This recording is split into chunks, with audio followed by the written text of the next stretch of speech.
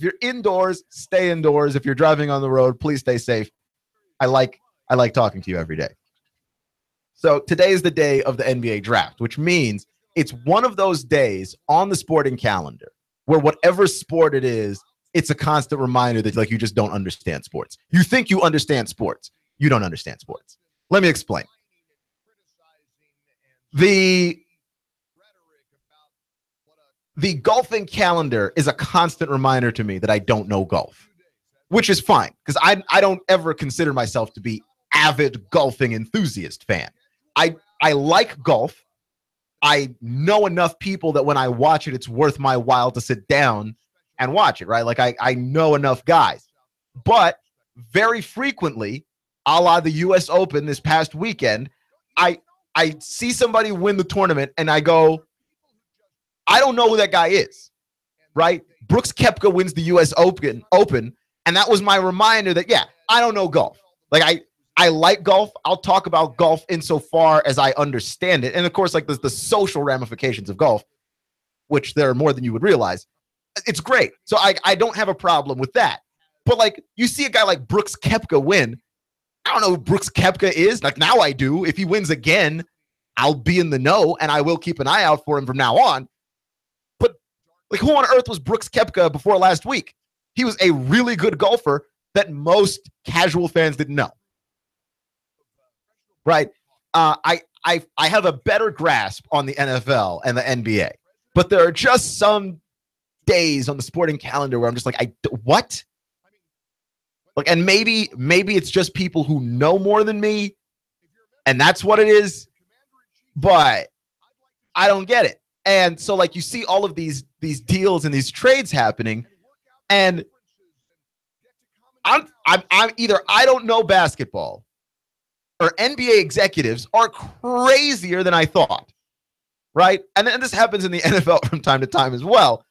Like the NFL draft, the Bears draft Mitchell Trubisky with their pick, and they didn't have to draft him there. They traded up to draft him there. They were already going to draft him, and no one else was going to touch Mitchell Trubisky. Like just nobody. How did you get swindled by the 49ers that hard, right? And so either I don't know what I'm talking about in terms of football, or the Bears are crazy. Tonight's the night of the NBA draft. And look, everybody's talking like they know what they're talking about, which is my favorite part about sports, right? Like where everybody talks with 100% confidence. LeBron is going to the Lakers. Like we don't know that. We have no idea. Like the rumors are that, the word on the street is that, that's the scuttlebutt around the league, but like nobody has any actual definitive proof. And these stories are developing seemingly hour by hour. Jimmy Butler wants to go to Cleveland, but then LeBron said he might go to LA. So maybe Jimmy Butler doesn't want to go to Cleveland. He maybe wants to stay, but he definitely doesn't want to go to Boston. Like, and then none of us have any proof of this stuff. Nobody's citing any sources. We're just boldly proclaiming things continuously. And either I don't know what I'm talking about, or everybody else is crazy. And maybe I have a decently sized ego. I don't like to think of myself as an egotistical person, but I'm not going to stand here and act like I'm the crazy one. And nothing confirmed this more than Phil Jackson and the New York Knicks with the whole Kristaps Porzingis thing, which blows my mind. It blows my mind in large part because how did that situation go from worse to infinitely terrible? Right? Like everybody hated James Dolan. James Dolan hires Phil Jackson. And within 2 years, we realized Phil Jackson has no idea what he's doing. Within 2 years. He's now been there for 4. He still has no idea what he's doing. And he's trying to ruin the team. I am personally of the belief, and maybe I shouldn't be so reckless, but I am, because it is my personal opinion. I think Phil Jackson's trying to get fired.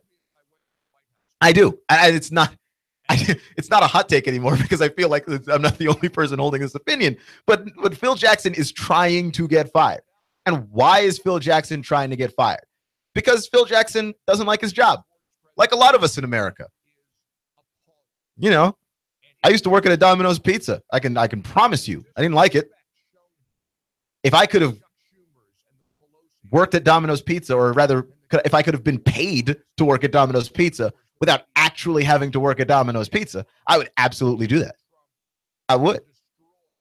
The golden parachute job is the greatest job ever. It's the job that I most aspire to, right? Like, if I have to get fired, I would like the job that pays me to be fired, like the job that pays me to not be there. And if Phil Jackson quits, he doesn't get the money. If Phil Jackson gets fired, he gets all the money. And James Dolan owes Phil Jackson a lot of money. I like the job where they pay you not to be the president of basketball operation. That's a job I could do right now. I could not run your basketball team right now. I would love to be paid to do that. Right? Like, if you wanted a guy to be paid to not run your basketball organization, I'm available anytime. Give me a call. That's a great job. I can see why Phil Jackson would want that job. I would see why that job would be better than the job that Phil Jackson has now, in which Phil Jackson is responsible for fixing a franchise that everybody misses, because basketball doesn't feel right without the Knicks being good. Everybody misses them, but he's not fixing the franchise. He's making it worse. And I don't think, because if you honestly believe that Phil Jackson is not doing this on purpose, because that's the other part of the plan. If you believe that Phil Jackson is not doing this on purpose, that he is not trying to be fired, then what you would have to be saying is Phil Jackson is insane. That's the only other option, is that he is either incompetent or crazy. And look, that might be an option too. I'm not ruling that one out. But there's like a list of 3 people. There's a list of people. They're not tradable. Okay? They're not tradable right now. Giannis Antetokounmpo with the Bucks. He's not tradable. You cannot trade Giannis. Okay? He is LeBron James 2.0. He's a young LeBron. Like, you can't trade Giannis. Absolutely not. You also cannot trade LeBron, right? Like, the rumors have been, well, you know, he might go to LA, so maybe Cleveland wants to trade him so that he doesn't leave for nothing. But it's like, no, if you have LeBron James in the building, you've got a puncher's chance at winning a title. You absolutely do not trade LeBron James. And the third person that you do not trade under any circumstances is Kristaps Porzingis. So somebody tell me why Phil Jackson is acting like anybody is tradable, including him. You can't trade Kristaps. Who would trade for him? Who would have all of the pieces required to trade for Kristaps Porzingis? Because, like, the Celtics want Porzingis. Like, the Celtics heard the story that, oh, Kristaps Porzingis is out there on the open market. So the Celtics called up and asked and found out exactly what we all knew, which is that the price for Kristaps is very, very high. Who would want to gut their entire team just to have Kristaps Porzingis? Why? So we could be the new Knicks?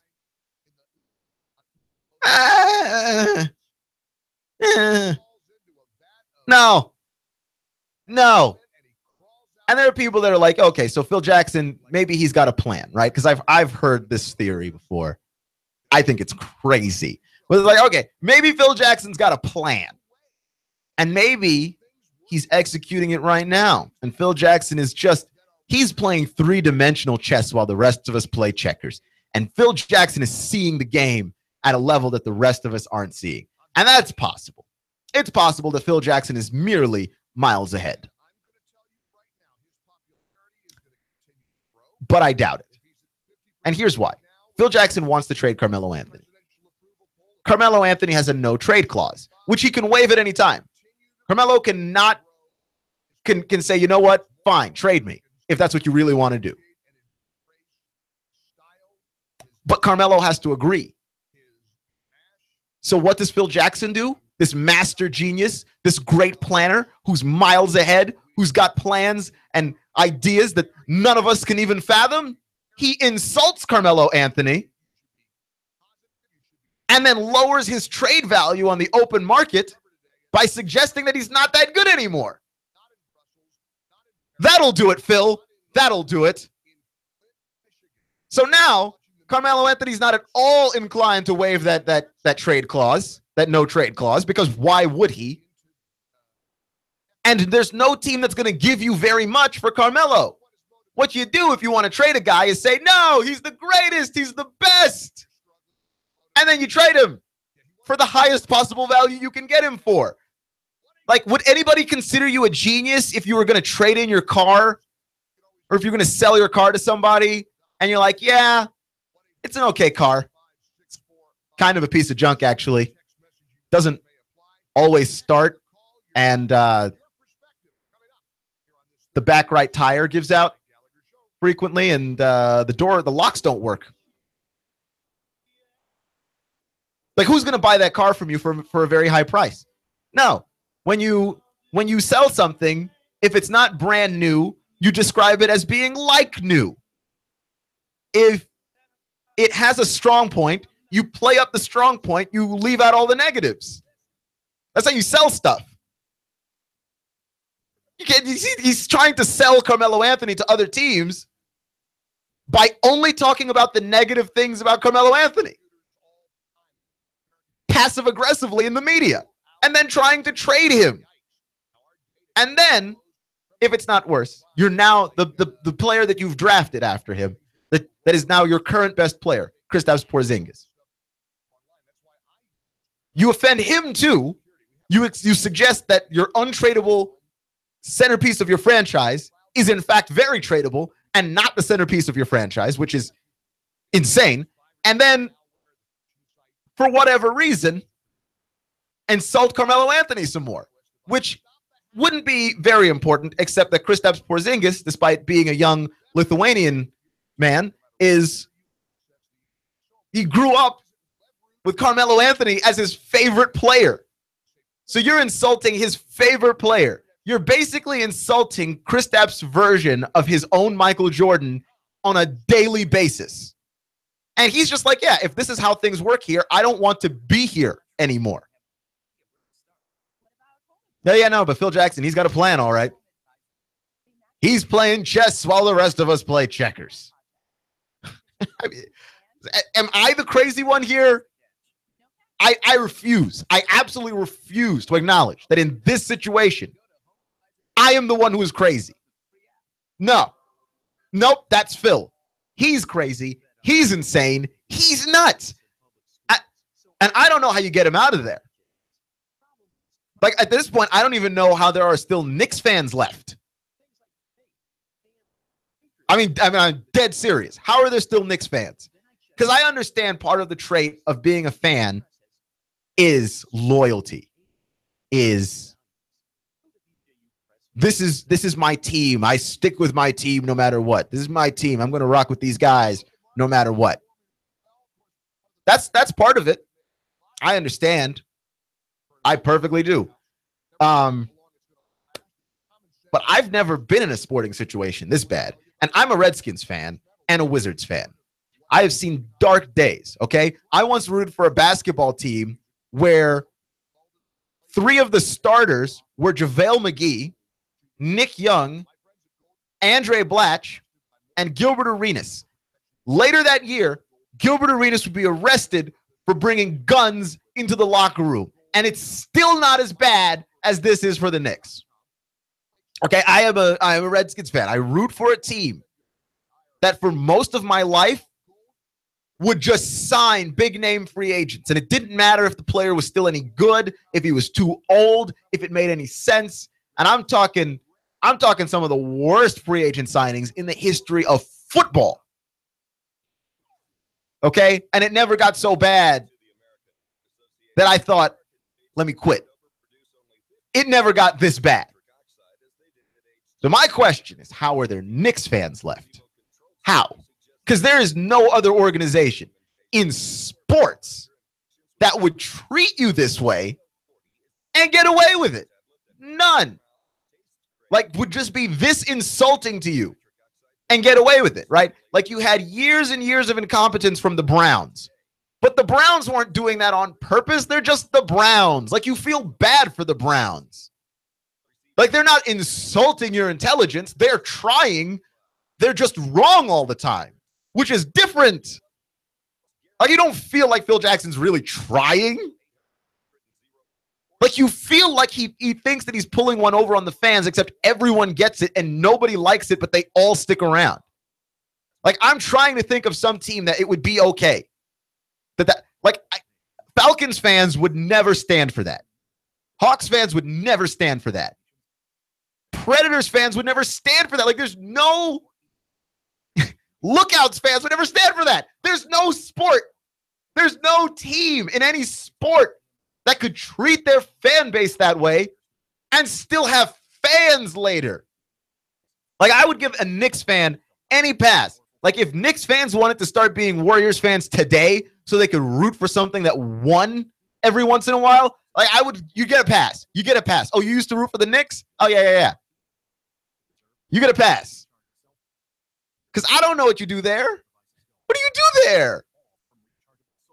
You have an organization that is overtly insulting you to your face. To your face. What on earth do you do there? Because I'm fresh out of ideas. I'm just glad that that's not something that I support. Like, even when it gets bad, even when it gets dark, do you feel like Jaguars fans feel insulted by the Jaguars? Right? And this is a team that one of their home games every year, they play in Europe. I mean, it makes them a little bit extra money. Like, I talk to fans. They're not a huge fan of it, but they understand why the team would do it. They don't feel insulted. They feel like the team is trying to win. It's just hard to win. Like, I don't have a problem with it. Like, the 76ers, for instance, were tanking and they were playing badly. Well, they weren't playing badly on purpose, but they were not signing free agents, and they would take trades for terrible contracts. But there was a purpose to all of that, right? Like, in order to take a terrible contract, they would also ask for a really good player of yours or a really good draft pick of yours. And what they ended up having was just a bunch of assets, just a bunch of really, really good players, really young players anyway, that have the potential to be really, really good players, and a bunch of draft picks. Like, there was a method to the madness with the 76ers being terrible. And even the Brooklyn Nets, now that they have their newer GM, have adopted the same strategy where they're like, okay, we know we can't win games. Let's try and rack up draft picks and see if we can't find a superstar in the draft or through one of these young guys, right? That's what they did with the D'Angelo Russell trade. They take D'Angelo Russell, and in exchange to the Lakers, they eat Timofey Mozgov's ridiculous contract. So that's a plan. That's an actual strategy. The Knicks are not doing that. Phil Jackson is constructing this team as though he were trying to win and is failing miserably. How are you doing this? Like, why are you signing Derrick Rose, whose knees don't work? Why are you signing Joakim Noah, whose back doesn't work? Why are you signing any of these people? What help do you think it is to have Jose Calderon on your basketball team? Giving you yet another dude who cannot play defense. Like, what is the plan here? It's NBA draft day, and I'm like, if you're the Knicks, there's lots of things that you can do. Like I mentioned, there's tons of strategies. You can pick up bad contracts and try and get assets. You can try and trade assets and try and free up cap space. You can do a number of things, but have a plan and do it. But they're not doing any of their plans. And I can't think of one single fan base, especially one around here, that would insult their fan base time and time and time again, and everyone would just be cool with it. There's no way. Like, I feel like only the Knicks, and really only like fans of teams in the Northeast, would be so blindly loyal to a team that the team could insult them over and over and over again, and like it wouldn't mean a thing. They just take it. Clutch with Keon Rose on AM 1240 and 92.7 FM. You're listening to Nooga Radio and NoogaRadio.com. Dwight Howard, what's his deal? Next.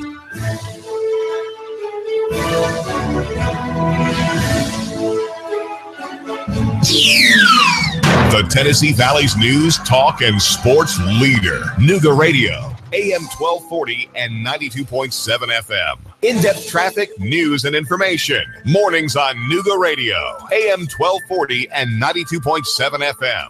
Expect a few lingering showers out there through your nighttime hours. Otherwise, cloudy, muggy overnight, low 70 to 72. For Friday, warm, humid, highs near 85 with another round of showers and storms marching in late. A little drier with some sunshine returning later Saturday. For the largest and newest selection of fireworks, check out Exit 1A Fireworks, a Black Cat dealer with great prices. Pop a rocket, not your pocket with Exit 1A Fireworks off I-75 on Ringgold Road in East Ridge. And I'm Sports 12 Chief Meteorologist Patrick Hoare. On Nooga Radio, AM 1240 and 92.7 FM. Hi, this is Eric Pelton. Taxes, accounting, business advice. I've got a neat brochure, 12 ways to improve your business profits. Come on by for a free consultation and we'll give you a copy. E.J. Pelton Company, 332-3339.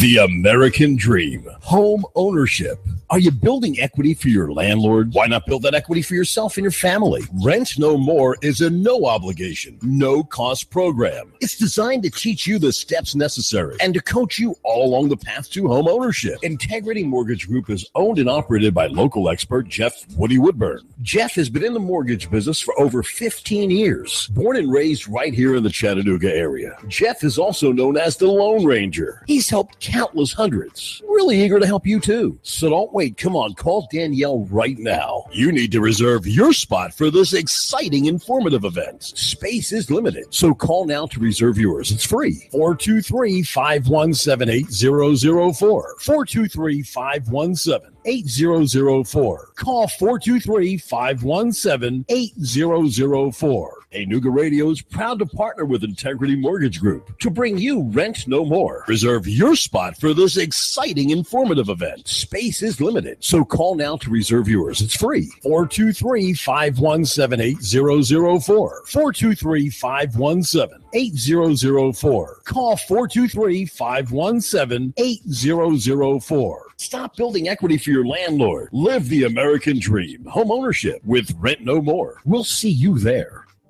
I have the best steak selection in town. The name of the business is Don's Meat Shop, and I'm Donnie Raines. Just ask for Donnie. I make over 20 different types of sausages. Most of them are great for grilling. We have the best selection, best quality. We have the hard-to-find items. Don's Meat Shop.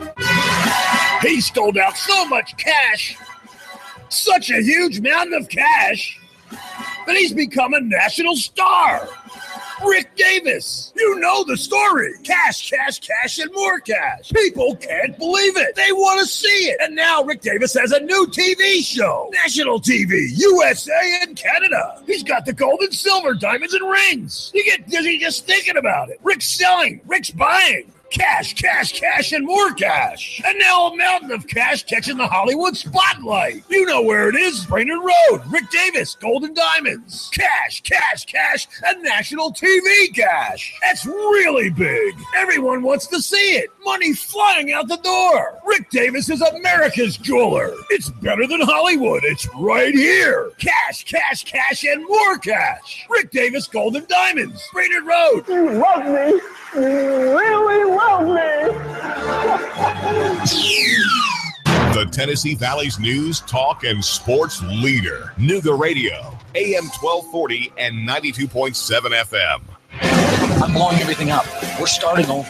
I'm doing a new show. I want guys who push it to the middle of the table and go over the top. Take a risk, fail miserably. I'm right, and I'm not wrong, and I'll never back down. Conflict works. Allow it. It's The Herd with Colin Cowherd. Right here and everywhere. Noon Eastern. The Tennessee Valley's news, talk, and sports leader. Nooga Radio, AM 1240 and 92.7 FM.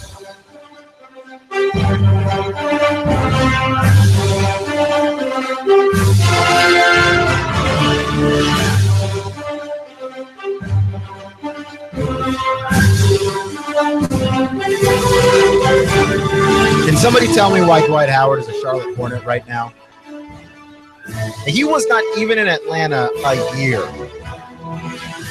Like, not even a year. The Hawks realized that they paid him too much money, which I said last year that they paid him too much money. And it just because of the game that he plays, the style that they play, it just didn't even seem like he fit. they want to play the up-tempo pace and space offense that the NBA game is becoming. Dwight Howard is not an up-tempo pace and space guy. It's never been his game. And they signed him to lots of money. I think they owed him some $20-odd million next year. And so now they've passed that along to Charlotte for, a bag of Cheetos. And it's a good decision for them to move on from him. But when you look at Dwight Howard, when Dwight Howard's career began, did anybody see journeyman in Dwight Howard? Because I definitely didn't. Dwight Howard came straight out of high school from Atlanta, drafted by the Magic, and it really looked like Dwight Howard was going to be one of the superstars of the NBA. I mean, we're talking about the emergence of LeBron James, and around that same time, the emergence of Dwight Howard. And Dwight Howard was every bit as advertised. He was advertised as this sort of second coming of Shaquille O'Neal, which now seems unfair, but at the time did not seem unfair. I mean, we're talking about a guy that if you were to take a character from a DC comic book and say, what is a realistic body type that can exist in this world? Like, Dwight Howard looks like a superhero. He's enormous. He's enormous. I mean, he's ripped. He's got just gigantic biceps that are bigger than his head somehow. Like, he looks like some kind of comic book hero, and he's got everything that a superstar you would want him to have, right? He's dynamic and explosive. He looks the part. He has a charming personality, from what I understand. Maybe everybody who meets Dwight Howard likes Dwight Howard. Like, nobody actually hates Dwight Howard, with the exception of Kobe Bryant, who hated Dwight Howard and said he was a terrible teammate and said he was lazy and soft and all of that stuff. But like, why should we take Kobe's word on any of this stuff? While Kobe Bryant may be a winner, that doesn't qualify him on the understanding of people. And Kobe Bryant is, and I mince no words when I say this, a crazy person. Like, you read the Kobe Bryant is obsessed with winning stories, and you're like, what? If even a fraction of that stuff is true, he's insane. Dedicated to winning, which I suppose we all respect and admire, but crazy. Jordan too. But like, he doesn't qualify him on like understanding people. I don't know why it is that we get to take Kobe's words as gospel on this situation, but regardless, like, Dwight Howard is a guy. I think part of Dwight Howard's downfall is the obvious part of his downfall, which is that the league became a three-point shooting league during Dwight's prime. The league was changing, and he did not fit the part, right? Like, you just like scoring 2 points every time up the floor in a league where people are just bombing you to death with threes. It doesn't work. That's part of Dwight's problem. The league changed on him while he was still in his prime. And so his prime, I think, as a result, got cut a whole lot shorter than probably it should have been. But the other thing that Dwight Howard had that caused his own downfall is a couple of things. One, Dwight wants everybody to like him. So like, he ends up acquiring this reputation of being particularly two-faced, because on the one hand, he wants everybody to like him. He wants the fans to like him. He wants the media to like him. He wants his teammates to like him. He wants everybody around the league to like him. And you just can't live your life attempting to please everyone. You will try to please everyone. You will please exactly nobody. And that's exactly what happened to Dwight. The media is constantly critical of him. His peers are constantly critical of him. Kobe Bryant, obviously, but other people as well. And fans don't necessarily know whether or not they like him. And so he ends up being polarizing instead of likable, which is what he ought to be, given that he's got the smile and he's got all the personality in the world that you would like. The other part of Dwight Howard's problem is that Dwight did not know what he was. That Dwight Howard, at some point, the fame got to his head, and Dwight Howard wanted to be the guy. And by that, I mean he wanted the offense to run through him. But Dwight Howard was never going to be Shaq. Shaq, you could give the ball on the low block, and Shaq, being, I mean, about 300 pounds, blew away whoever it was that was trying to guard him, and that was 2 points. And it was like automatic points every time. As a child, watching Shaquille O'Neal on those Lakers runs, I was surprised they didn't just give the ball to Shaq every time up the floor, which actually they did. Basically, the run that the Lakers had, where they won basically every game in the postseason except for one game. They basically gave the ball to Shaq every time down the floor, because who was going to stop him? Right? And then they'd run into some poor Eastern Conference team that didn't even have a big man worth noting, and that was it. Just blew him away. I think their one loss was to the Sixers, and it was Shaq against aging Dikembe Mutombo. Yeah, that went exactly how you thought it was going to go. It went precisely how you thought that was going to go. But you can't do that with Dwight. That's not Dwight's game. That's not who he is. He was never a post-up player.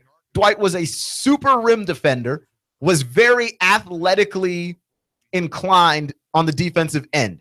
His defensive instincts were top-notch. He knew how to protect the rim. He knew he was an incredible weak side defender, and he understood the game in that way. And then, bang, once you make the stop, you're running up the floor, and Dwight Howard is running faster than most big guys are comfortable running. And Dwight Howard was able to score in that way. And Dwight Howard scored lots of points in that way. When Dwight Howard scored fewer points was when Dwight Howard was like, no, we're going to run the offense through me. You're going to hit me on the low post. But Dwight Howard didn't have post moves. Like, what did he think was going to happen there? Like, just because you're big doesn't mean that the league is going to allow you to plow through people, right? Because there have been other 7-footers before. What, you think Wilt was just walking through everyone? No, right? Well, you think Kareem was just stomping through people? He had the sky hook. Why do you think he needed the sky hook? Because you can't just go through people. Being big is not enough. You've got to have some kind of a move, right? Like, and Dwight didn't. Not only did Dwight not have a move, Dwight never would get a really good post move. And Stan Van Gundy was the best coach for Dwight Howard because Stan Van Gundy understood what Dwight was and was trying to utilize all of his strengths properly. And that's when he was going to the NBA Finals, and he went early in his career, and he had the 60-point game against LeBron, and he bounced LeBron and the Cavs out of the playoffs. Dwight did. Surrounded by, what, Rashard Lewis and Hedo Turkoglu? It wasn't like he was surrounded by superstars. They surrounded him with a bunch of guys who could shoot pretty well, and they let Dwight be a defensive nightmare.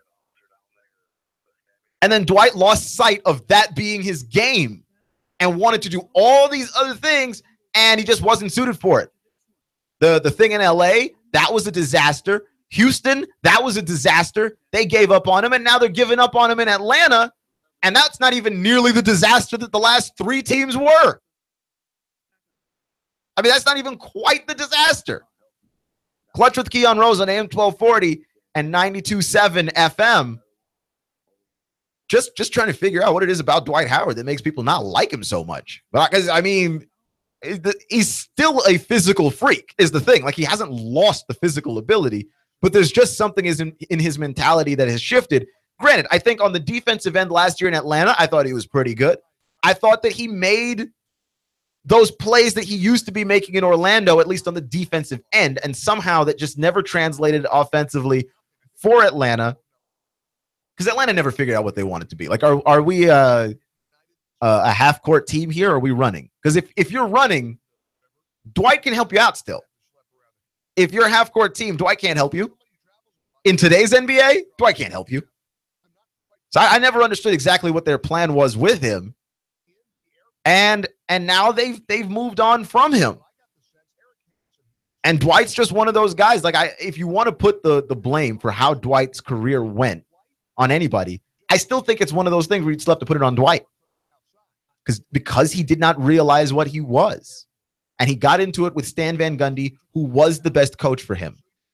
And Dwight's not the only story like that, right? Like, I was trying to think of other people whose stories are very similar, and Darren Williams to me is possibly the guy whose story is most similar to that, where Darren Williams came into the league early in Darren Williams' career, we were legitimately having the conversation of, is this guy the best point guard in the league?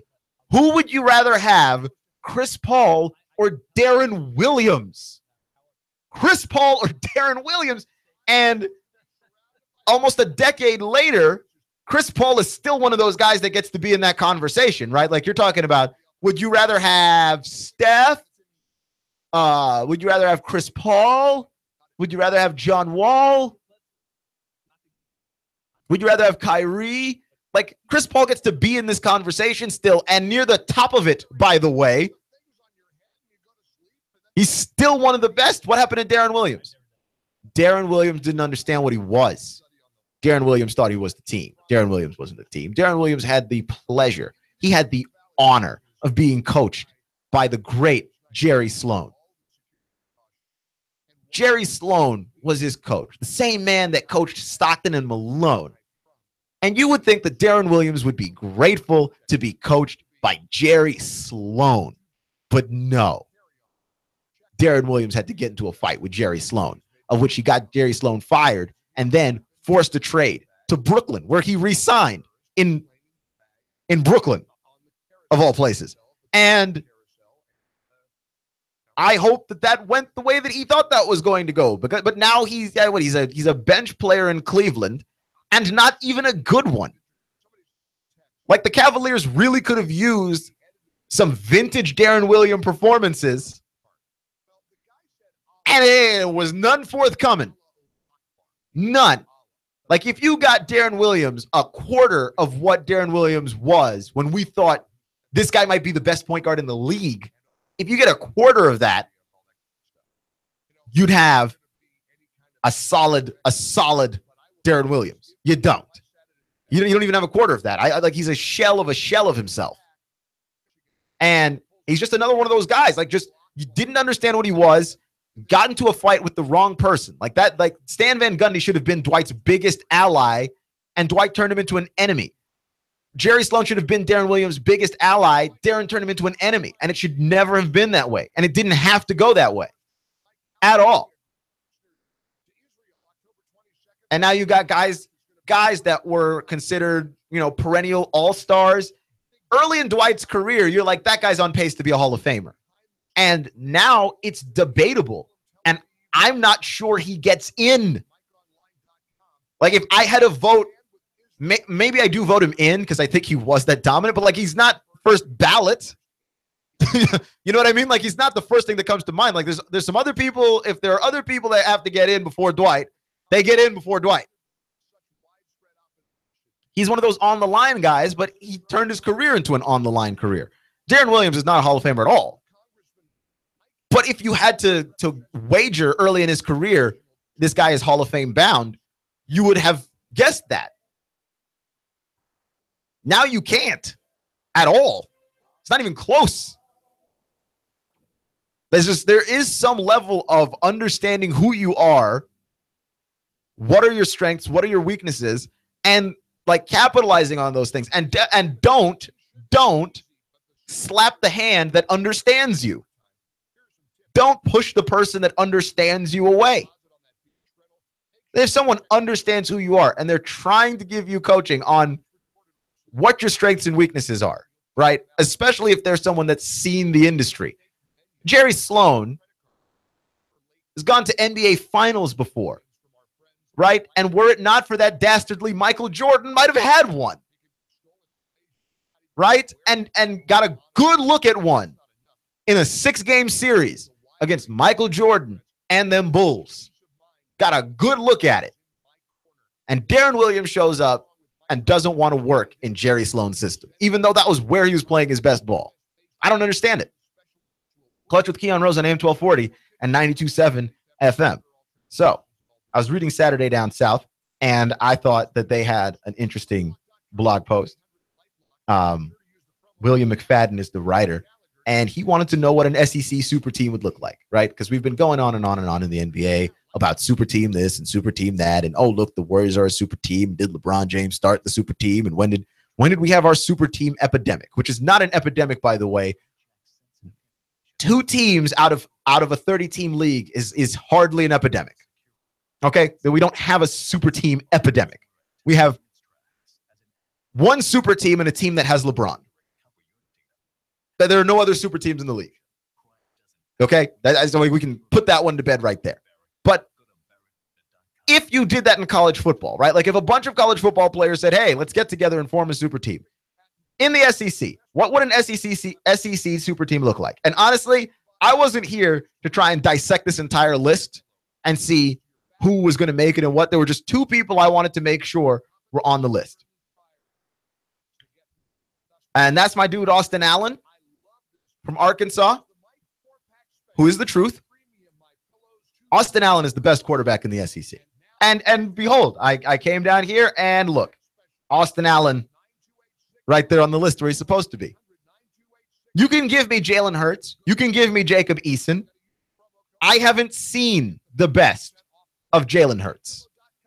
I haven't seen the best of Jacob Eason. Now, I think we're going to see great things from Eason next year for Georgia, but not yet. But Austin Allen has been out here spinning the rock. And by the way, I think I'm very confident in this. I feel like Austin Allen's going to be a very good NFL pro. He's already playing in a pro-style attack. Is this just an excuse for me to talk about Austin Allen some more? A little bit. A little bit. He's great. He's the best quarterback in the SEC. And it's close. It's not like he's head and shoulders above everybody else, but he is above everybody else. There's no arguing that. Right? He leads the SEC in passing yards, 3,430. 25 touchdowns to 15 interceptions. He played a lot of tough games. That game where they were hanging with Alabama and where they ultimately lost and he threw for almost 4,000 yards and 4 touchdowns. I mean, that poor guy, Austin Allen should have sued his offensive line that day. I mean, Alabama was beating that young man to death.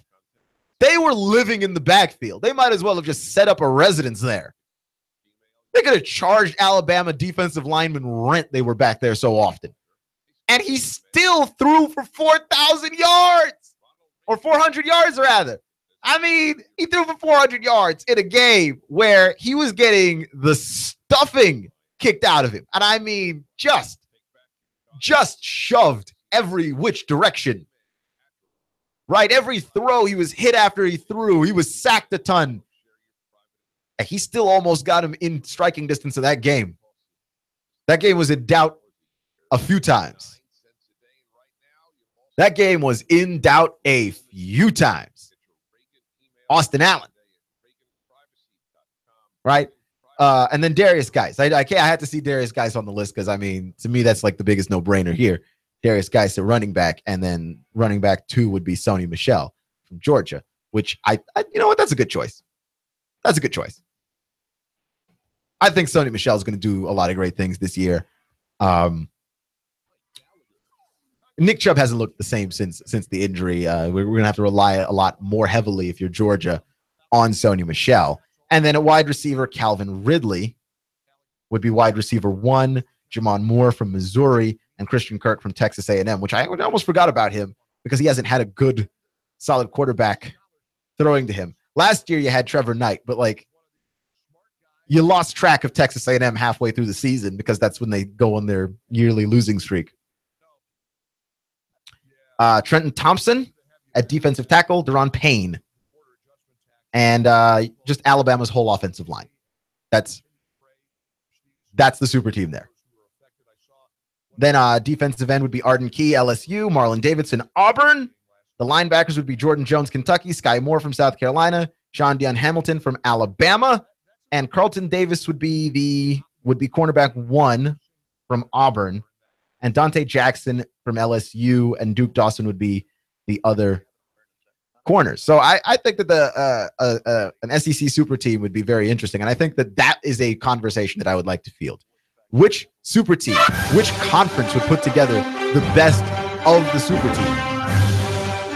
right? Because it would have to be SEC versus Pac-12. I think the Pac-12 is the next most talented conference.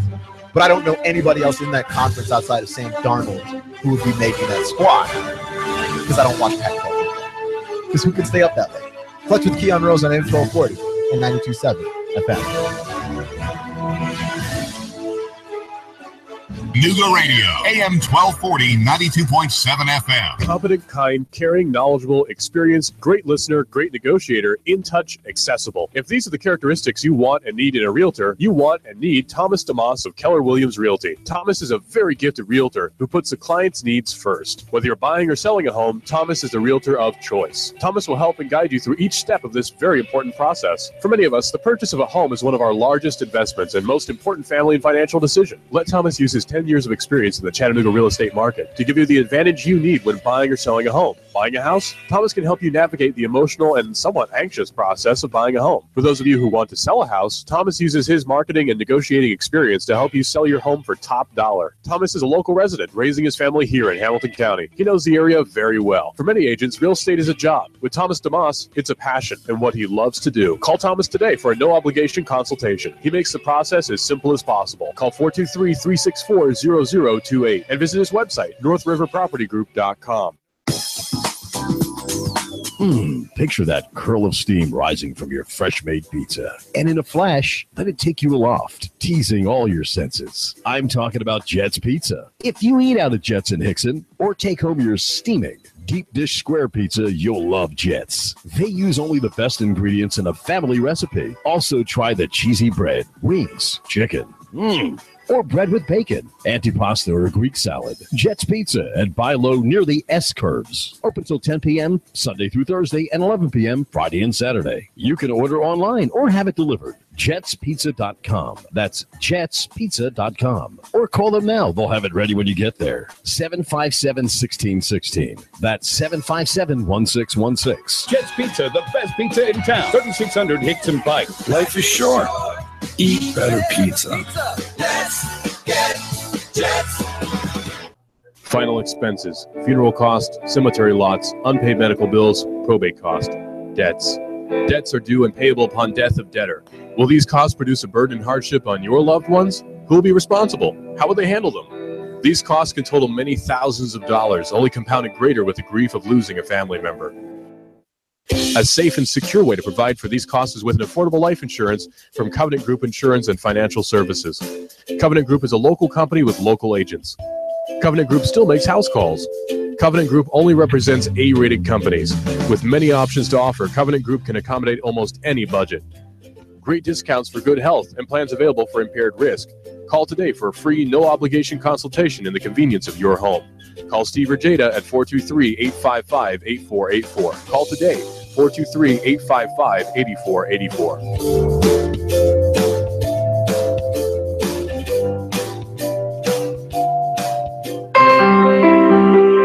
Are you looking for a gospel-oriented, covenantal, family-friendly Reformed church? Dayton Reformed Presbyterian Church is a body of Christ-centered believers gathering for worship on the Lord's Day from around southeastern Tennessee. Our congregation is reformational in its outlook. It has a traditional worship service regulated by the Word of God. Prayer, singing the Psalms, reading God's holy Word, teaching, preaching the Bible, the administration of the sacrament. Dayton Reformed Pres, committed to the authority of the Bible as the inerrant, infallible Word of God. As Westminster Confession of Faith directs every Christian, we aim to glorify God and enjoy Him forever. As a Reformed church, our purpose is teaching and preaching the gospel, making and training disciples of Jesus Christ, taking dominion for our Lord's sake by applying God's holy and perfect law to every area of life. We would be honored to have you join us for worship. Dayton Reformed Presbyterian. This Sunday morning at 11 at Dayton Community Chapel, 184 Mulberry Avenue, Dayton. Click DaytonRPC.org. Click DaytonRPC.org. 184 Mulberry Avenue, Dayton.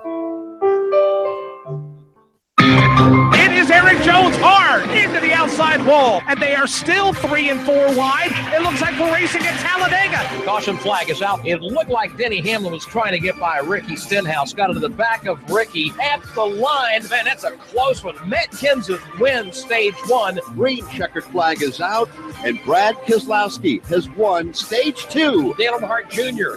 into the wall. That will bring out the caution. Caution waving once again. And again, it's Dale Earnhardt Jr. involved. Oh, trouble. Ty Dillon is has gotten turned to the inside of the racetrack, and Clint Boyer has just nailed him. Matt Kenseth falling back, the field storming by. Something wrong. Now we see sparks from Kenseth's Toyota. Larson chucks him off, coming off turn number 2, nose to tail. Now it's Logano to the high side in 3. Joey Logano, a winner here at the Richmond International Raceway. Here at Live on Chattanooga's official NASCAR radio station. Nooga Radio, AM 1240, 92.7 FM. The voice of NASCAR.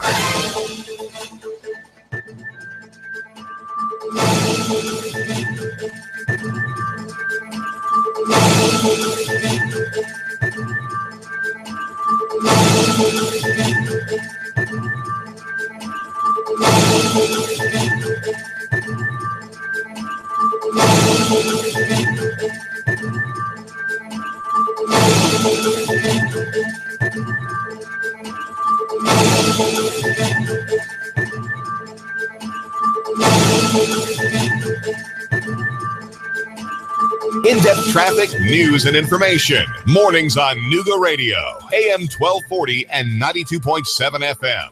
Expect a few lingering showers out there through your nighttime hours. Otherwise, cloudy, muggy overnight. Low 70 to 72. For Friday, warm, humid, highs near 85 with another round of showers and storms marching in late. A little drier with some sunshine returning later Saturday.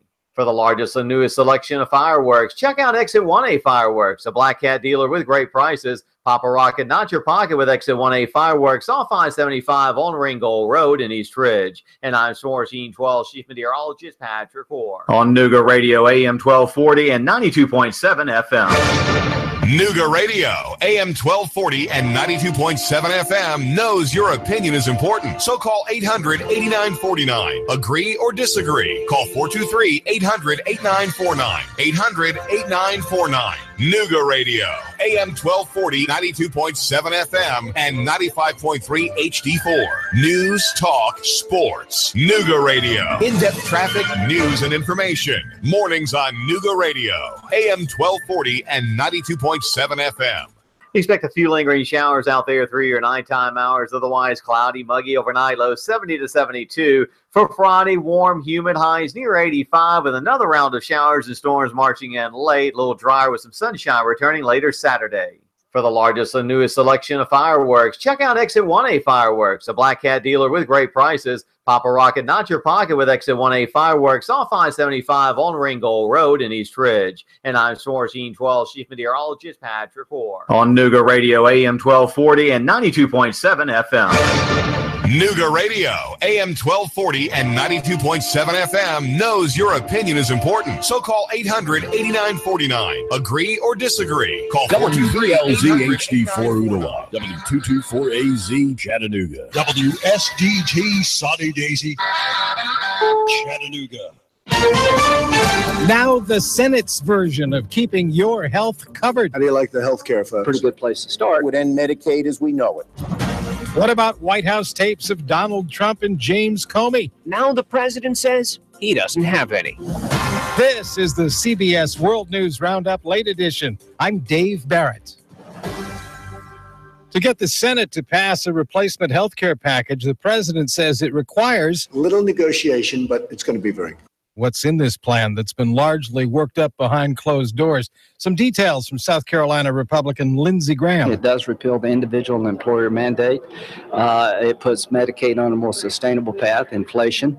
It leaves pre-existing illnesses alone, so you'll never be denied coverage because you're sick. A warning from New York Democrat Chuck Schumer. This is a bill designed to strip away health care benefits and protections from Americans who need it most. Kentucky Republican Rand Paul says the way this is written now, he cannot support the proposal and says 3 other GOP colleagues feel the same way. If the people that are in favor of the current bill know that there's not 50 votes for it, perhaps the discussion will begin in earnest to make the bill better. Majority Leader Mitch McConnell. There will be ample time to analyze, discuss, and provide thoughts before legislation comes to the floor. And I hope every senator takes that opportunity. I'm Jim Taylor. Swift reaction to the bill. The Senate health care bill really wrecks people's health care. Richard Kirsch, Health Care for America Now. It will take health care away from millions and millions of working families. It really destroys Medicaid as we know it, which covers 30 million children around the country. And from health policy consultant Robert Leshevsky. People who are older and poorer will likely have to pay more for their health insurance and may not be able to afford health insurance. On the other hand, he says many in the middle class will have more choices. CBS's Bill Rakoff contrasts the House and Senate versions of the bill. For example, when it comes to tax credits. Under Obamacare, tax credits for coverage were based on age, geography, and income. The House bill based tax credits on age alone. The Senate version would follow the existing standards under Obamacare, but would reduce the number of people eligible for the credits by limiting them to lower-income Americans. President Trump had private conversations with then FBI Director James Comey in January. Fast forward to this spring, White House correspondent Stephen Portnoy. It was a Friday morning, May 12th, that the president sparked 6 weeks of speculation with a tweet that James Comey had better hope there are no tapes of their conversations. Lawmakers running the Russia probes on Capitol Hill demanded copies, and reporters sought to confirm the tape's existence. Then on June 8th, James Comey testified before the Senate Intelligence Committee. I've seen the tweet about tapes. Lordy, I hope there are tapes. Stephen Portnoy. After at first refusing to take the question and then saying that an answer would be forthcoming, the White House now finally says there are no recordings. The Dow was down a dozen. Now this. With Quicken Loans, the outdated and complicated mortgage process is a thing of the past. Our simple process helps you understand all the details so you can be confident that you're getting the right mortgage. Take your mortgage to the next level and call 800-QUICKEN or go completely online with Rocket Mortgage by Quicken Loans. No matter how you prefer to work with us, we've got what you need to get you through the mortgage process with ease. For 7 years in a row now, J.D. Power has ranked Quicken Loans highest in the nation in customer satisfaction for primary mortgage origination. And for the 3rd year in a row, they also ranked us highest in the nation for mortgage servicing. Whether you're looking to purchase or refinance, now is the time. The rate today on a 30-year fixed-rate mortgage is 3.875%, APR 4.23%. Call 800-QUICKEN or get started online at rocketmortgage.com. Apply simply, understand fully, mortgage confidently. For J.D. Power award information, visit jdpower.com. Call for cost information and conditions. Equal housing lender. Licensed in all 50 states. NMLSConsumerAccess.org, number 3030. On Capitol Hill, they're looking into election data hacked by Russia. Jeff Pegues. Congressional investigators are interested in whether campaign associates obtained information from hacked voter databases. Officials said Russian hackers targeted 21 state databases. Sources told CBS News nearly twice that many showed evidence of a breach. The government alleges that a self-employed consultant gave Chinese agents top-secret defense documents. Here's CBS's Paula Reed. Kevin Patrick Mallory worked in various government positions until October 2012. Federal prosecutors allege he sold at least 8 classified defense documents to the Chinese for $25,000. He faces life in prison if convicted. After Tropical Storm Cindy pushed across Alabama, Governor Kay Ivey summed up. Fortunately, Alabama dodged the brunt of the storm. But today near Birmingham, one person was hurt, several buildings were damaged. Looks like a tornado. In-depth traffic, news, and information. Mornings on Nooga Radio, AM 1240 and 92.7 FM. Expect a few lingering showers out there through your nighttime hours. Otherwise, cloudy, muggy overnight, low 70 to 72. For Friday, warm, humid, highs near 85 with another round of showers and storms marching in late. A little drier with some sunshine returning later Saturday. For the largest and newest selection of fireworks, check out Exit 1A Fireworks, a Black Cat dealer with great prices. Pop a rocket, not your pocket with Exit 1A Fireworks off 575 on Ringgold Road in East Ridge. And I'm Swarsheen 12 Chief Meteorologist Patrick Orr. On Nooga Radio, AM 1240 and 92.7 FM. Nooga Radio, AM 1240 and 92.7 FM knows your opinion is important. So call 800-8949. Agree or disagree? Call 423-800-8949. 800-8949. Nooga Radio, AM 1240, 92.7 FM, and 95.3 HD4. News, talk, sports. Nooga Radio.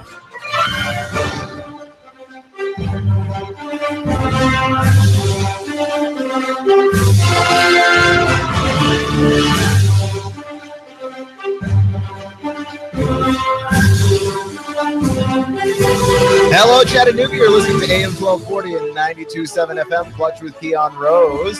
Tonight is the night of the NBA draft, literally starting right now. The draft begins. And so the Philadelphia 76ers have the number 1 pick, and they are on the clock. So I'll give you updates on that as we go through. The draft is interesting to me because the top 10 picks are projected to all be freshman. And it's funny to me because I'm one of those guys that I don't have a problem with one and done. The people have a problem with one and done. They think it's ruining college sports. They think it's ruining the NBA. And the Adam Silver, the commissioner of the league, said that it's not good for anybody, which is insane. Again, I would like you to write a formal letter to John Calipari telling him that it's not good for anybody so that John Calipari, whose entire modern college coaching career is built on one and dones, can write a letter to you back going, yeah, you don't know what you're talking about. I would like that to happen. It's at least good for him. And I think it's good for the rest of us because I think that there are guys that would try to go to the NBA and, you know, you'd be expected to win right away and you wouldn't be able to. So we're watching talents reach the NBA because I can't imagine if you have a guy with the vision of Alonzo Ball that if you could take him straight out of high school, you wouldn't, right? So he goes straight out of high school to the NBA, where he's expected to be an impact player immediately. And I think he just takes that much longer to develop. I mean, guys came out of college back in the day, and after 4 years of college, they were men. They had hit the weight room. They had fought the battles. And then they get to the NBA, and the talent is still there. The talent shines through. But on top of that, now they don't have to catch up physically to their NBA counterparts. And then there's some guys I think that maybe don't get the recognition that they get now if they don't go to college for a year. Markelle Fultz is considered the best player in this draft. He is considered the top player in this draft. He'll probably go number 1 to the 76ers. And I don't know that we get Markelle Fultz at number 1 in the draft if Markelle Fultz doesn't go to college, right? And this is a guy, by the way, that went to college and played on a losing team, right? They won, 9 games all year, didn't make the tournament, weren't even close, had no signature wins to speak of. But Markelle Fultz played on a very bad basketball team. So what do you think he learned from that? Like there's lessons to be learned there if you go to college for even just a year. Now, I don't know about necessarily requiring it. I don't know about that. Like if you're going to require people to be out of high school for a year, then I think you should really be promoting your own developmental league and really trumpeting that and not using college as your minor leagues.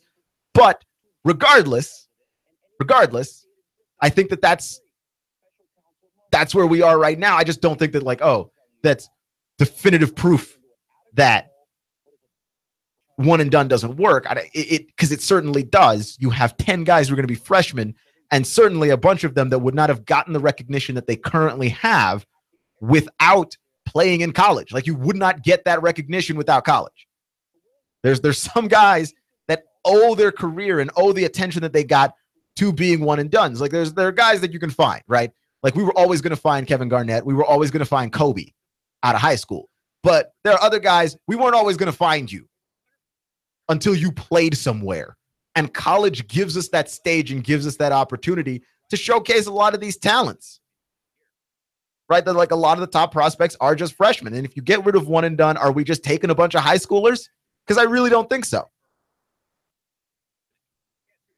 I don't think so.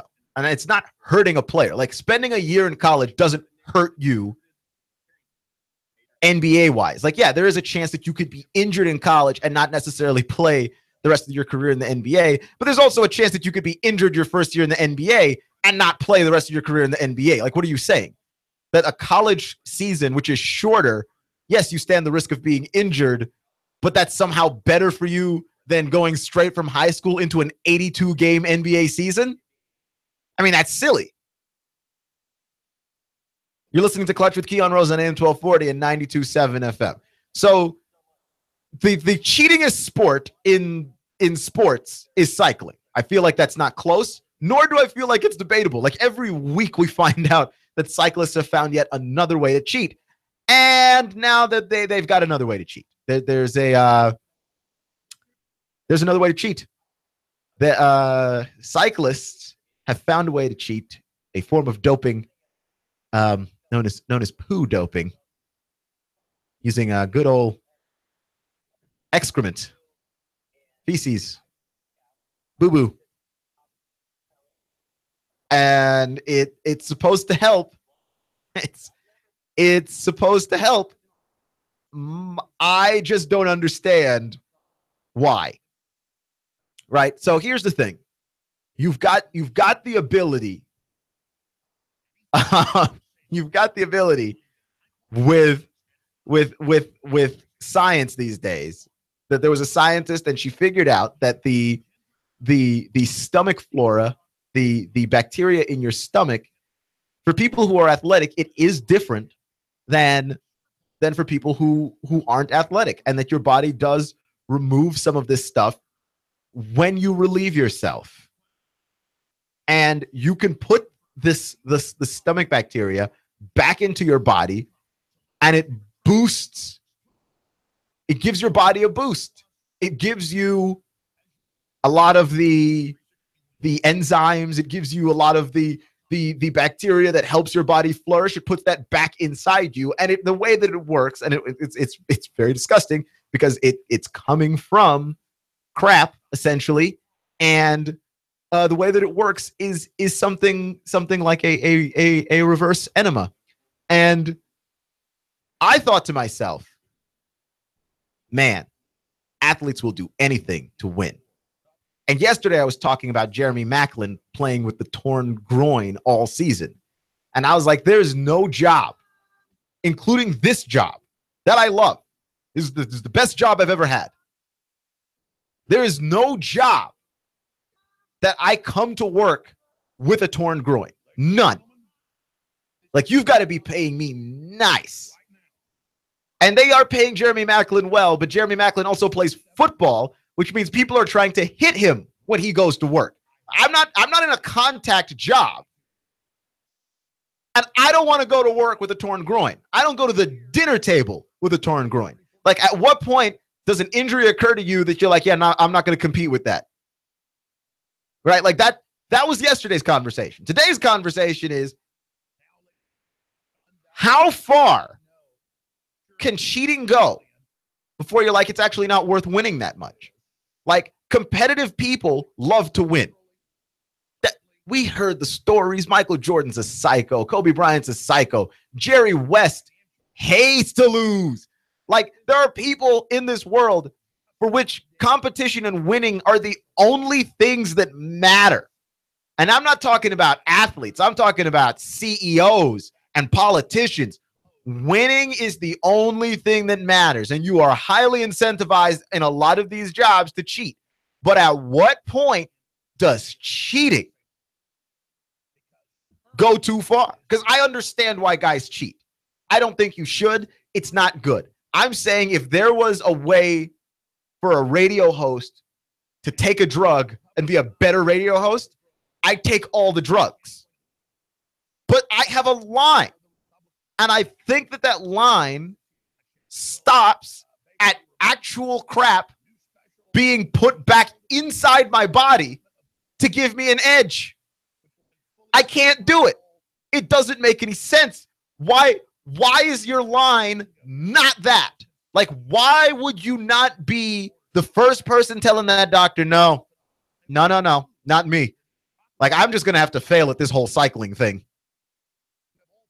I'm just going to have to pass it by. Right? It's like, even the stuff where guys are cheating by faking urine tests, the fake urine is not going back to you. It's going to the test device to fool the test device. Why is this not the line?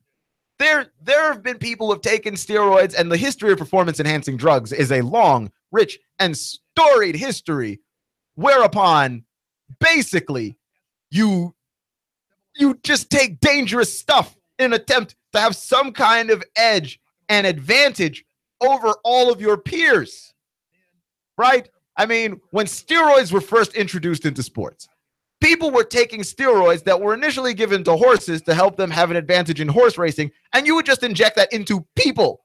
And like, that was not big enough of a risk to defer people from trying. Some people from trying. For me, that would be my line. But now, we didn't stop. You've got guys in the 90s in baseball taking drugs. It is literally increasing the size of your head, right? Like Barry Bonds, his head grew.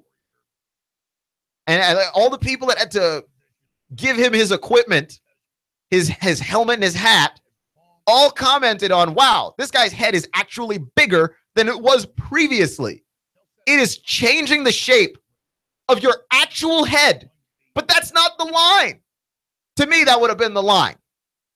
I'm not a big fan of blood. I'm not the guy that passes out when I see blood. But at the same time, I'm not a big fan of it, nor am I a big fan of, getting a shot when I go to the doctor. You just kind of take it. When I was a child, that was my biggest nightmare, and it would happen every year. If you can imagine that, you're the worst nightmare that you have, and then it happens annually. I'm not a big fan of that. But players injecting themselves with their own blood to get an advantage, which the blood doping, that to me is rough already. I'm not a big fan of that. And then, of course, there's all those things that can go wrong, like if there's an air bubble in the blood that gets injected back into you and all that stuff, it can kill you. And all of these things, like it's potentially dangerous and all of this stuff. And guys were still doing that. And I was like, well, I mean, if that's not your line, but do you not have to draw the line at human waste? Is that not the line? Apparently in cycling, which is a very competitive sport, that's not the line. Now, I understand you cheat in cycling, okay? It's what you do. The sport lends itself to cheating. But there's got to be a line. And I mean, I'm not even talking about a moral line. I'm talking about the human instinct to be at least vaguely hygienic. How is that not the line? Like at some point, right? Like that's got to be the line. There can't crap doping can't be real because everybody ought to say no. Literally every cyclist ought to say no. It's not worth cheating like that for me.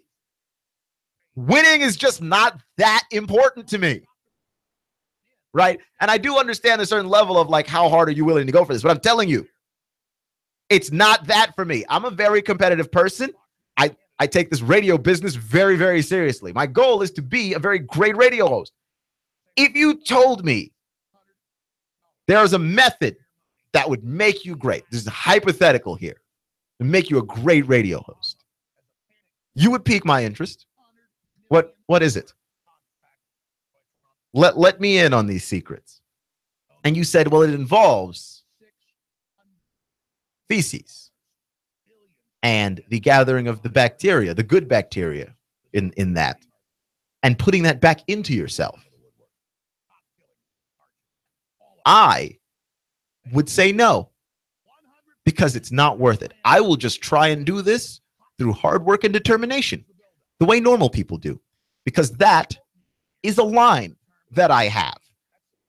And there are lines in life for all kinds of things. You got to have lines in all of your relationships and boundaries, things that you just can't allow people to do to you. You know what I mean? Like if someone is sitting around just mercilessly mocking your family or your religion, like there is a line. There is a point at which you're like, okay, now it's time to deal with this guy. You just have to. It's just what it is, right? Like you just can't allow a person to continue to do that. Or someone that asks you to do things in your relationship with them that you are not comfortable with, that you are just going to have to say, no, it's not possible for me to do that. You got to draw your line there. I think even with cheating, even with steroids, I'm not even saying draw a moral line because you're already cheating, right? Like your line is clearly not a moral one. I'm saying even with that, like there's just got to be a point where you're like, I can't do this. This is not possible for me to do. And just say, I'll take the L. If taking the L means not that. That is how I will do it. And I don't think that that's unfair. I don't think that that's unfortunate. It makes perfect sense. It makes absolutely perfect sense. That's the point where I stop. I draw the line, and I draw the line right there. This far and no further.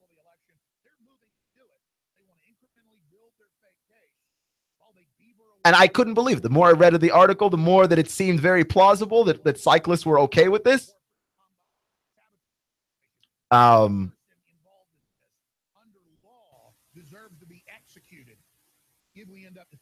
if you hear the story behind this, by the way, Lauren Peterson, by the way, is the doctor. She's a postdoctoral microbiologist that discovered this. And she did this, by the way, to deal with chronic Lyme disease. She's dealt with chronic Lyme disease through her teen years. She finally rid herself of the disease in 2013, but by taking all of the antibiotics that she ended up taking, she destroyed her the inside of her stomach, basically the colony of microbes in your stomach that need to be balanced out to function properly. So she recruited a donor and did it herself. Right? In the history of scientists experimenting on themselves, which, by the way, watch a movie that never ends well. The history of scientists experimenting on themselves. This is the one. This is the one that does not work for me. This does not work. If you told me this is a procedure I had to have to save my life, I would strongly consider not doing it. This would be the one. She did it. The article says in 2014, with the support of her family, she recruited a donor and did it herself. I just did it at home. It's not fun. It's pretty basic. And it costs like $6 to do. $6 being $6 for a drugstore enema kit. Now, here's the thing, right? It says that she recruited a donor. What do you mean recruited a donor? How did that conversation go? How did that conversation go? Hey, I need you for something, and it's not the thing you think. I need your number 2. It's to save my life. It's to improve the quality of my life. I need your boo-boo. I need your poo. How can I get that from you? How does that conversation even work? What do you mean recruited? This isn't college recruiting. You have to convince a completely different person to give you that. How does that work? Why are you not recruiting other people in other businesses and industries? Because if you can recruit a person to do that successfully, and they haven't looked at you funny and just walked away or asked themselves out loud and in your face what is wrong with you, or laughed all the way out the door, like if you have successfully managed to recruit a person to do that, you can convince people to do anything. Why didn't you run for public office? Why have you not tried to use your mind powers to change the world? If you can recruit somebody to do that, you can recruit people to do anything you want, apparently. Because there's no way you just walked up to somebody and just said, hey, this is something I need from you. What do you mean you recruited another person? How did this happen? The article doesn't say. She just says that it worked.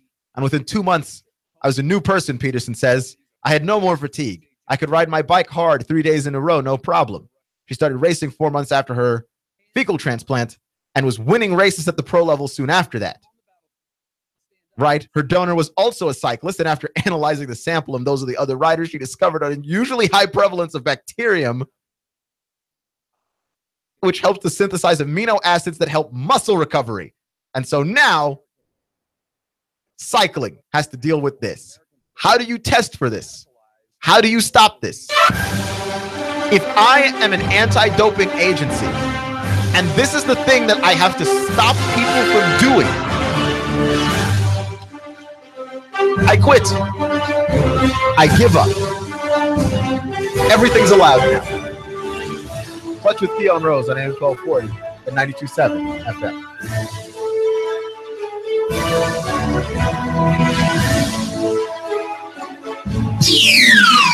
The Tennessee Valley's news, talk, and sports leader. Nooga Radio, AM 1240 and 92.7 FM. In-depth traffic, news, and information. Mornings on Nooga Radio, AM 1240 and 92.7 FM. Expect a few lingering showers out there through your nighttime hours. Otherwise, cloudy, muggy overnight, low 70 to 72. For Friday, warm, humid, highs near 85 with another round of showers and storms marching in late. A little drier with some sunshine returning later Saturday.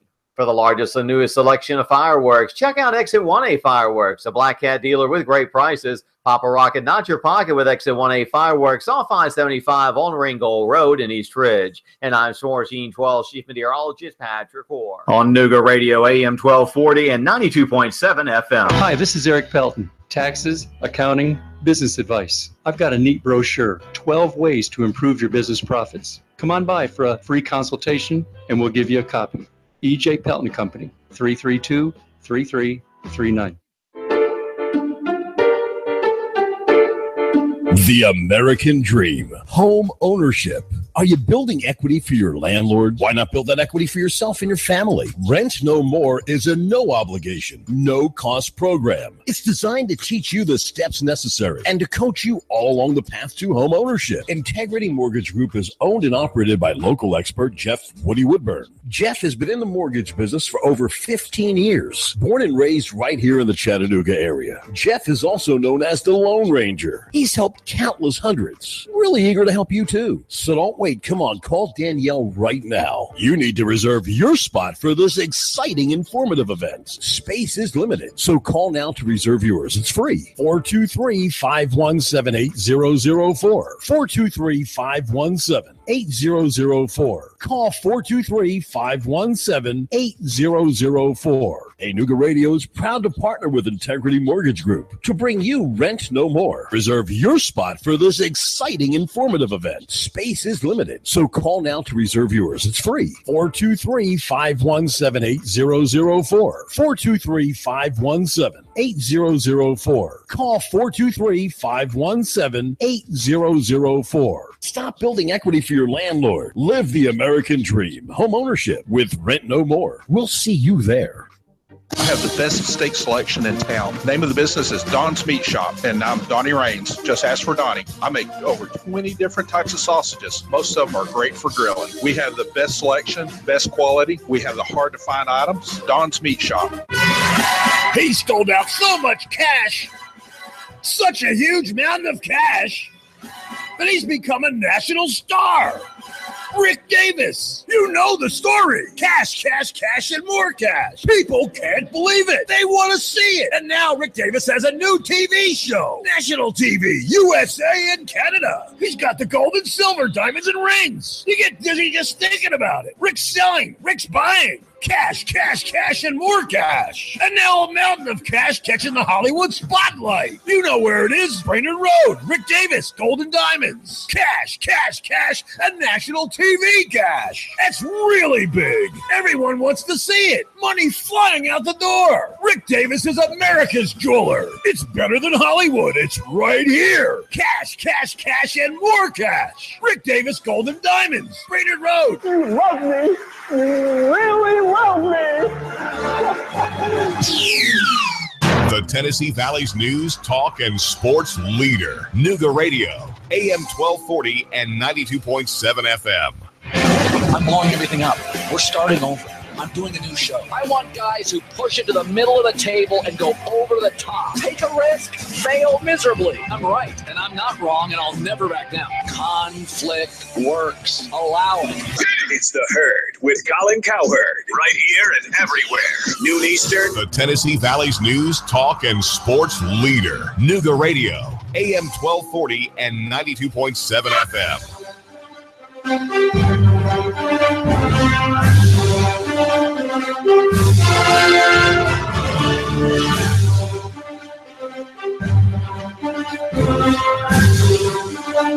You're listening to AM 1240 and 92.7 FM, Clutch with Keon Rose. The NBA draft getting underway. I said that the draft was starting at 7. I did not lie to you. The NBA lied to me.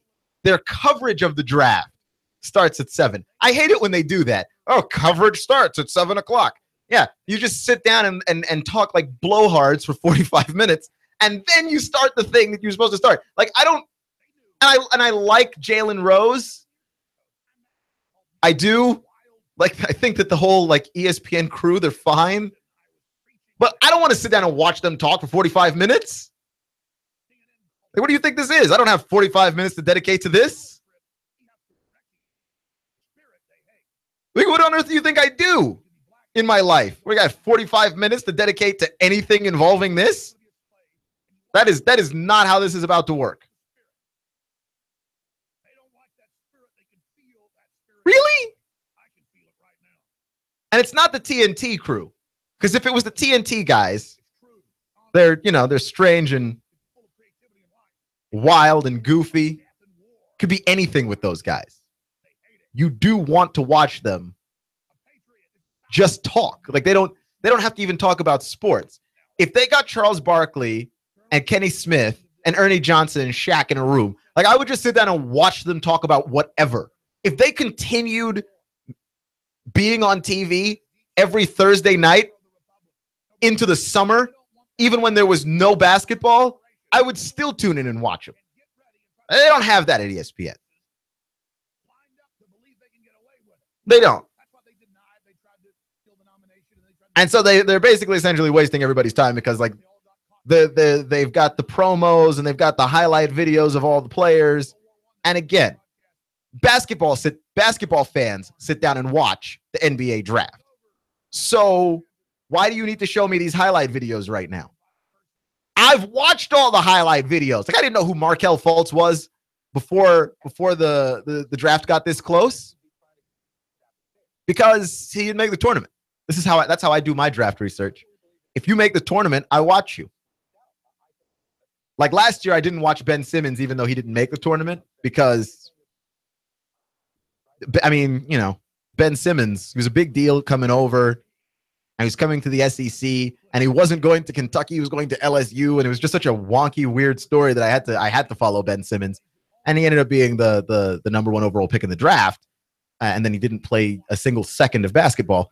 But he ended up being the number 1 overall pick, and I like that. Usually, that's not the case. Usually, you have to be in the NCAA tournament for me to know who you are.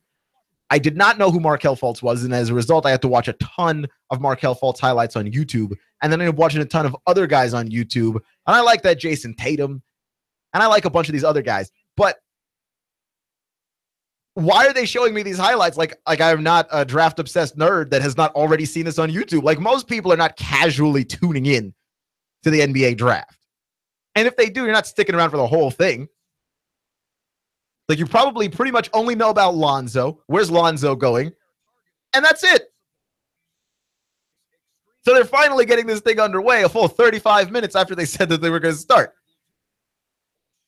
So I'll let you know who's going, what, when, and where when it happens. Clutch with Keon Rose on AM 1240 and 92.7 FM. I've never been so insulted in my whole life for another group of people, right? Phil Jackson insulting Knicks fans. Phil Jackson insulting Knicks fans. He had the gall to say, and I missed on this earlier when I was talking about it. He had the gall to say he has to do what's best for the team. When is trading one of the 3 untouchable players in the league and the best player on your team what's best for the team? Like, if Phil Jackson just constantly slapping the fan base that he represents in the face over and over and over again and just not caring, right? It's sort of like United Airlines. United got away with a guy getting beaten up and dragged off of an airplane. United got away with a scorpion on the plane. This past week, a 71-year-old man got pushed down by a United employee, like one of the employees that works at the kiosk area. And there was a group of people who saw the plane that they were on leaking oil, and they tried to report it to the flight attendant, who essentially badmouthed them and told them to sit down. Before they were then hushed, United apologized, said that they gave everybody hotel tickets for the night, but a bunch of people who were on that flight were like, we didn't get any hotel tickets. What are you talking about? We didn't get any of these hotel vouchers. The captain of the plane was like, United will take care of you. We got you. Gave them a meal voucher. They couldn't even book their next flight with United. And it's like that this idea that, yeah, we can do whatever we want. We're a giant plane company and you're still going to fly. It doesn't matter what we do. You could get on the plane and we could slap you in the face and you would still fly United. You have no choice. Like if United is the cheapest flight, you'll fly United. Because your only other option is Spirit and Frontier. What are you going to do? You're going to fly with them? No. Of course you're going to fly United. It doesn't matter if we slap you on the face or push down 71-year-old men or scorpions are just hanging out on the plane. Actual poisonous arachnids are just hanging out on the plane. Because you're a giant airline. What are you going to do? That's how it has to feel to be a Knicks fan. Is that, yeah, we're the Knicks. You know, and if you grew up watching that team, what else are you going to watch? Something good? Oh, of course not. Oh, why would you ever suggest something like that?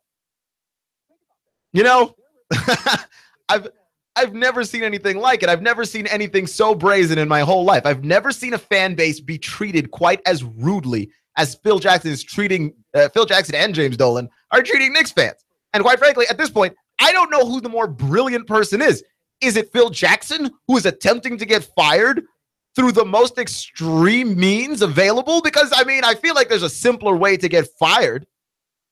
You could just, stand in front of a microphone and just say blank James Dolan, and that'll be that. Be fired tomorrow. You don't really have to go through all of this, but Phil Jackson getting fired so he could get paid to not do work, that's a great plan. Or is it James Dolan? Is James Dolan the genius? Because before Phil Jackson got there, James Dolan was the guy that we all hated. We were making fun of James Dolan constantly.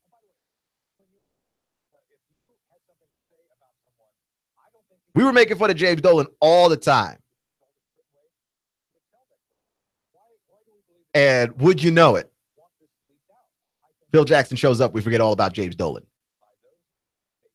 Now he's thinking. He got himself the perfect fall guy. A fall guy who will somehow try to make the team better, make it worse, and mock everybody in the process. It's hard to be mad at James Dolan. 76ers are on the clock, and they're about to pick in the 2017 NBA draft, which, by the way, featured them showing us a bunch of facts about Markelle Fultz, who is projected to be the guy who gets picked first. And one of the facts about him was that he has an MLK quote on his stomach, which is not a fact I needed to know. It does not help me understand him any better. And there he goes, Markelle Fultz, the number 1 overall pick, taken by the Philadelphia 76ers out of the University of Washington. And everybody was trying to make their arrangements and have their house in order for the NBA draft so you can draft your guy and then move into free agency. But I always thought, isn't it weird that free agency is after the draft? Because you've got that whole thing with the NFL where it's kind of the other way around, where you've got the free agency first and then you sort of fill in all the needs with the draft. Like anybody you couldn't sign as a free agent, you draft that person. Oh, I couldn't sign a backup quarterback, but I need one. Let me draft a guy in the 3rd or 4th round. It's just really bizarre in the NBA, a sport where the cap is even more dangerous because you have fewer players, that the free agency always came after the draft. where the draft is where the cheap labor is, wouldn't you want to know what you were paying out early on? It's just a little bit harder to plan. I have no idea why the NBA has made that sort of plan. You know what I mean? Got no idea. It seems somewhat odd. But okay. Clutch with Keon Rose on AM 1240 and 92.7 FM. I have very high hopes, by the way, for LSU this season. And as always, whenever we talk about LSU, we talk about my man, Matt Canada. Bang, bang, bang, bang, bang. Bang, bang, bang, bang, bang. Let's bang, bang. There we go. Bang, bang, bang, bang, bang, bang, bang. Good job. Bang, bang. Woo, there he goes. Bang, bang, bang, bang, bang, bang, bang, bang, bang. Oh, not bad. So in just a second there, I'm going to call my brother here and get him on the line for our show here. I've been waiting on the guy, and it went down very awkwardly, but we're getting there. We're getting there because we have NBA draft analysis coming in during the NBA draft. This is the very, very first time we've ever done something very much like this. So my brother Kerwin is here. Kerwin, you're live. We've rolled in live. Yes, because this is it. Cold. Well, we came in hot. We came in hot because the draft is happening right now. Like I couldn't wait. Draft is. This is true. Markelle Fultz just got taken. A little certain somebody took a little nap and woke up and the draft was already happening. Fill me in. Let me react live for you. Literally, Markelle Fultz just got drafted. I mean, okay, I knew that. I traded for the pick. It didn't matter who had that number one pick. I said this like 8 months ago. Take Markelle Fultz. Don't be stupid. Right. And the Celtics weren't sure that that's the guy that they wanted, so they traded out of it, which I think is not a bad way to go, rather than pass on him straight up. I'm not in love with it. I understand what their thinking is, and I love that Danny Ainge had the power to do that move, but oh my goodness. If Markelle Fultz is like a six-time All-Star, let's say that, just turns out to be a Damian Lillard level player, like they're projecting him as, oh, you feel terrible because there's your second piece. You already have your second banana. All you do is go get a guy who can, get a shot at will, and then all of a sudden you have the team that you've been looking for all this time. Right, and which I thought that was weird. I think that there were some people, because you know how it is when you get closer and closer to the draft, the guy that we all think is great, all of a sudden we find all of his flaws. And there were people that thought, that the explosiveness for him was all there, but they didn't like his finishing around the basket or some such nonsense excuses that people make up to convince themselves why they shouldn't draft somebody. He's 19. He's 19. And he's the best finisher in this draft already. Definitely. You just can't do that. Like Kyrie Kyrie was this otherworldly finisher. He's better than like 70% of the league already in terms of finishing at the rim. Just take the dude. Take the guy who could get his own shot, is a willing passer, does not become ball dominant in any sense of the word, and is NBA ready-ish and has one of the highest ceilings in the draft. It makes no sense to me. I don't want to hear those people talking. Right. And Danny Ainge is apparently one of those people, so I imagine you don't want to hear him either. By the way,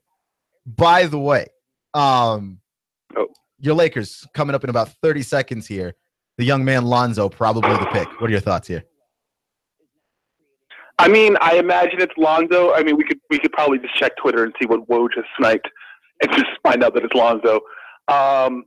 I don't even know what the Lakers are doing, but it seems more proactively common sense now. Does that make sense? Like, yeah. You knew you had to get rid of the Mozgov contract. Don't wait until the day before the trade you want to happen to dump that contract. Dump it now. Right. You know what I mean? And you kind of feel like D'Angelo Russell's like locker room poison and that he's just, not that great. You've had him for like 2 years now. You know what you have in him, and you could trade him. You can afford to I'm okay with that evaluation process. It stings a little bit because you remember me just whooping and hollering when we drafted D'Angelo Russell. He's kind of my guy, but it's fine. It's fine. And I think that he can be good. Like I personally haven't given up on D'Angelo. But, right. It's the cost of... Here's the thing again. He's 21. He's not... He just went on and on about Markelle Fultz. He's 21. You're not going to know what a guy is when he's 21 years old. He can still break good. And I don't think that they've given up on him. Those are the things that kind of scare you. Yeah. I don't think they've kind of given up on him, but it's the cost of getting someone to eat that Mozgov contract that you have to pay. And yeah, there he goes. Lonzo Ball is officially an LA Laker. So LeVar spoke it into existence, and here we are. I just hope that this doesn't actually. If we have to take all the balls, that will be. That was a. No, I get it. The LaMelo and LiAngelo, the younger Ball brothers that are still coming through the system.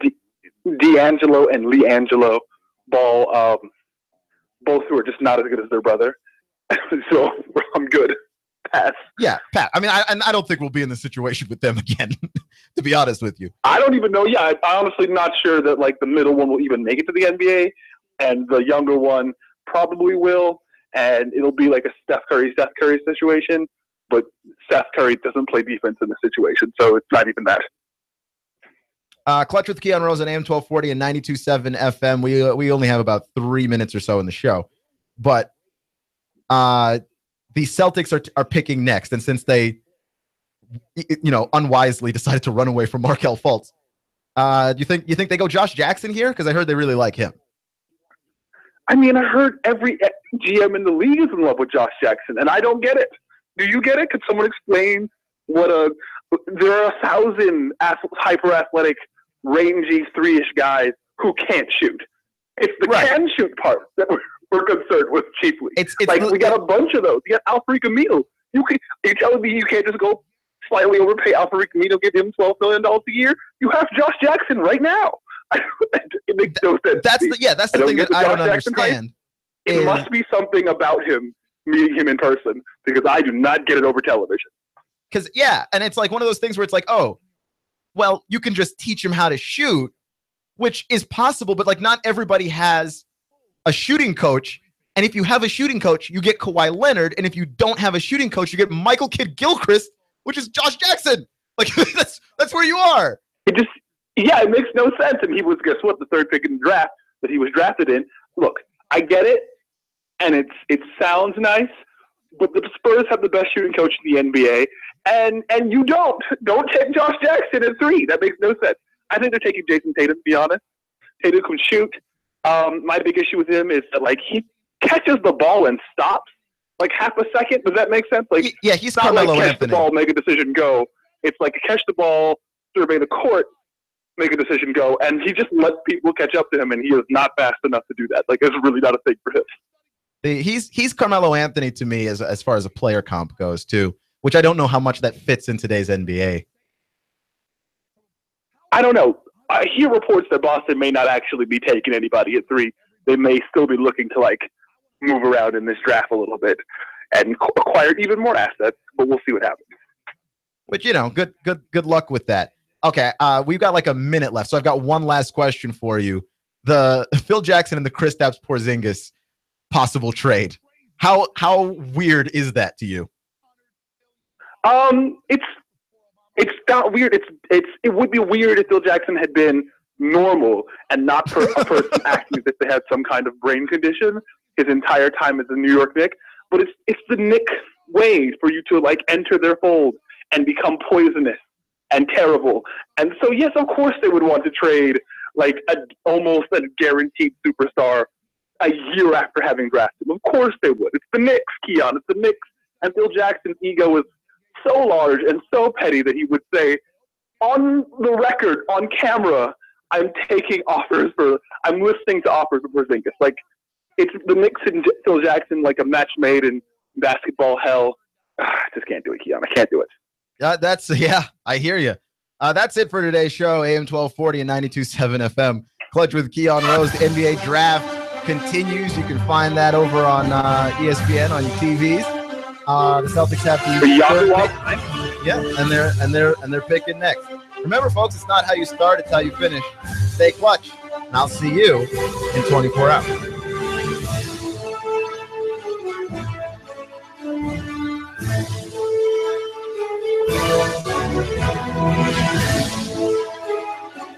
Nooga Radio, AM 1240, 92.7 FM. Competent, kind, caring, knowledgeable, experienced, great listener, great negotiator, in touch, accessible. If these are the characteristics you want and need in a realtor, you want and need Thomas DeMoss of Keller Williams Realty. Thomas is a very gifted realtor who puts the client's needs first. Whether you're buying or selling a home, Thomas is the realtor of choice. Thomas will help and guide you through each step of this very important process. For many of us, the purchase of a home is one of our largest investments and most important family and financial decision. Let Thomas use his 10 years of experience in the Chattanooga real estate market to give you the advantage you need when buying or selling a home. Buying a house? Thomas can help you navigate the emotional and somewhat anxious process of buying a home. For those of you who want to sell a house, Thomas uses his marketing and negotiating experience